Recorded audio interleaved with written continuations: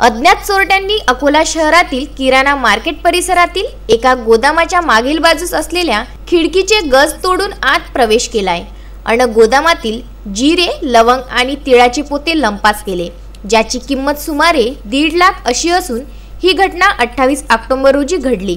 या प्रकरणी जुने शहर पोलिसात अज्ञात चोरट्यांविरुद्ध गुन्हा दाखल करण्यात आलाय। तपासादरम्यान पोलिसांना मिळालेल्या माहितीवरून सोनटक्के प्लॉट येथून 2 अल्पवयीन मुलासह जलाल खा, जावर खा आणि नदीम उर्फ गिट्टी बेग कलीम या चौघांनाही पोलिसांनी ताब्यात घेतले।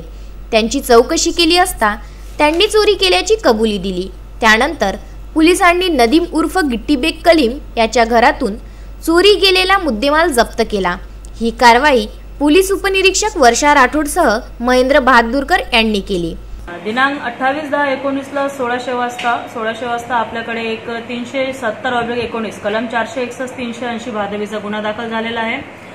फिर्यादी यामध्ये आहेत वीरभान आसनदास वाधवानी। यांचं किराणा मार्केटमध्ये दुकान आहे आणि गोडाऊन पण आहे। दिनार ट्रेडर्स नावाचं गोडाऊन आहे। त्या गोडाऊनमध्ये बाथरूमच्या खिडकीमधून त्यांचा गोडाऊन मधला मुद्देमाल गेलेला आहे।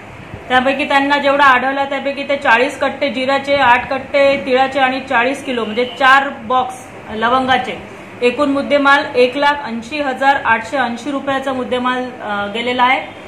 त्यापैकी आपल्याला तपास दरम्यान आपल्याला 2 आरोपींचा पहिले शोध लागला।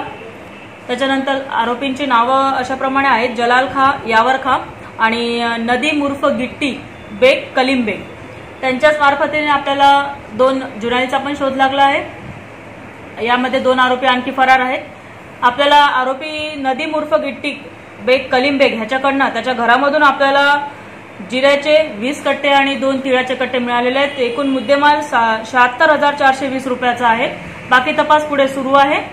विदर्भ न्यूज करिता अकोला येथून दीपक गवई यांचा विशेष वृत्तांत।